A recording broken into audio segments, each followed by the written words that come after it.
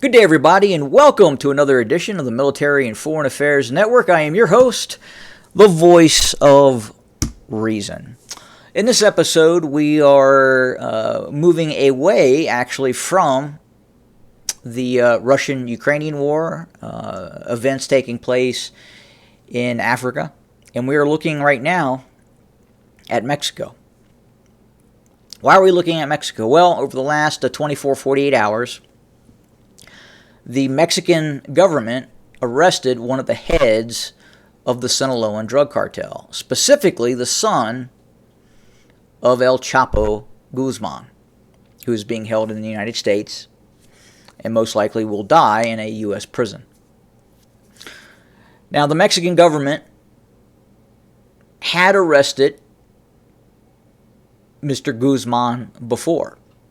But because of the prospect of serious bloodshed inside the capital of Sinaloa, Culiacan, the Mexican government released Ovidio Guzman, a.k.a. the Mouse.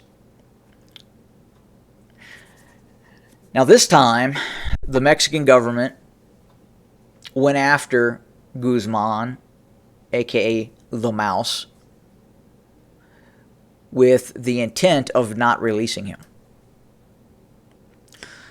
And there has been serious heavy fighting occurring in Sinaloa.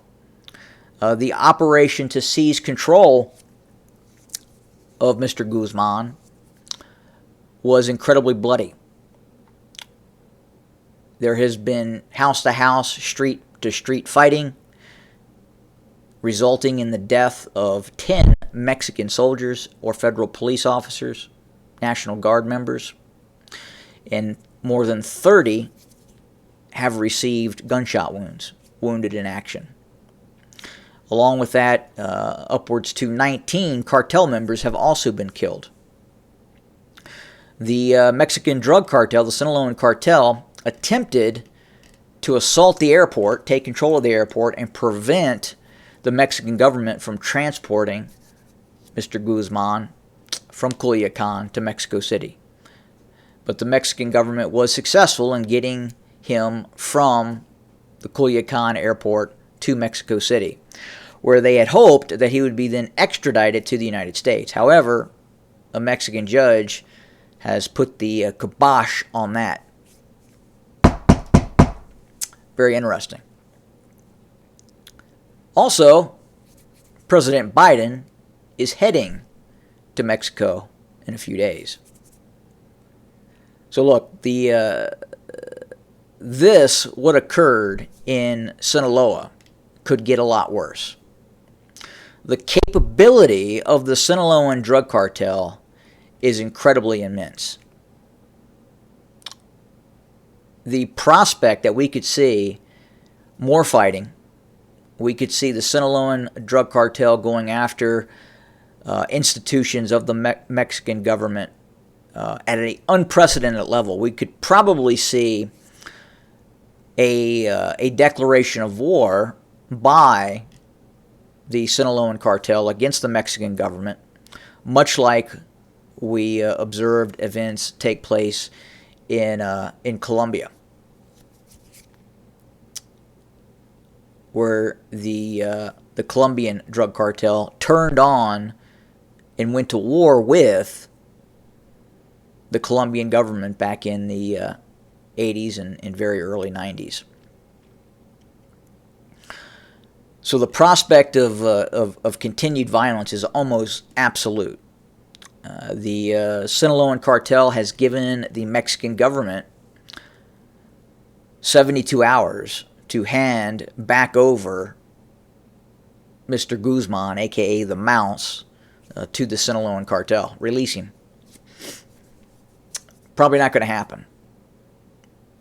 So therein lies the issue. Therein lies the problem. What next? We could see a fire erupt starting in Sinaloa and then spread throughout Mexico.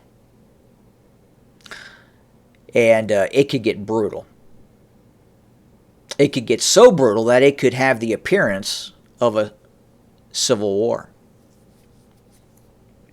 So how does this affect the United States? Well, if there is a de facto civil war inside of Mexico, if we see the level of bloodshed that could possibly occur inside of Mexico, what is Joe Biden going to do? I think it's possible Joe Biden's going to open the border to all refugees who seek to leave Mexico.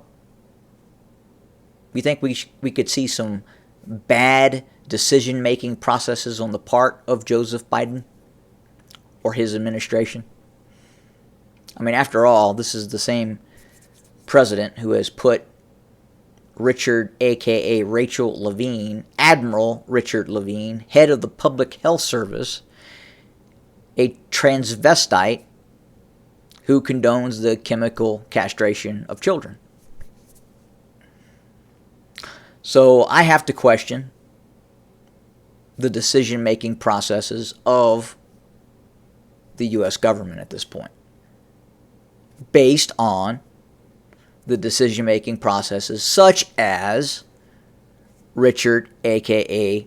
Rachel Levine, in charge of the Public Health Service, with a very, very clear agenda regarding the children of the United States.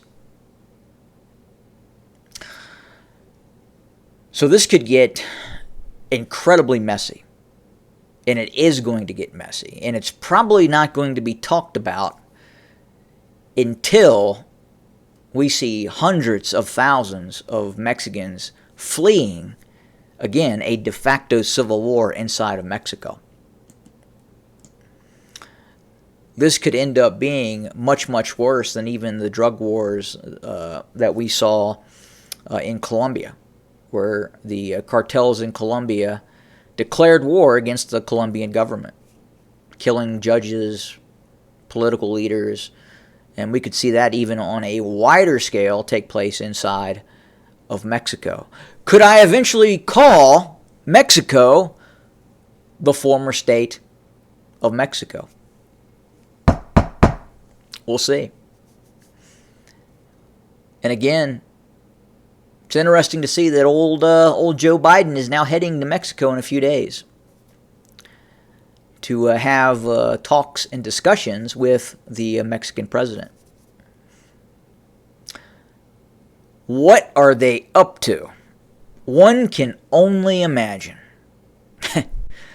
But keep an eye on this. I'll continue to watch what happens. Obviously, from a military aspect, this could become very much a war.